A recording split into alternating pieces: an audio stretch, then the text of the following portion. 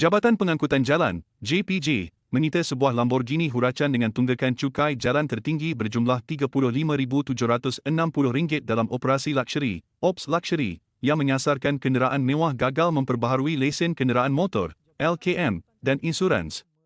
Menurut Ketua Pengarah Pengangkutan Jalan, Dato' Eddie Fadli Ramli, alasan terlupa paling kerap diberikan pemilik kenderaan, namun JPJ tidak lagi berkompromi dan akan terus mengambil tindakan sitaan. Beliau berkata kemudahan memperbaharui cukai jalan dan insurans secara dalam talian menjadikan sebarang alasan tidak boleh diterima.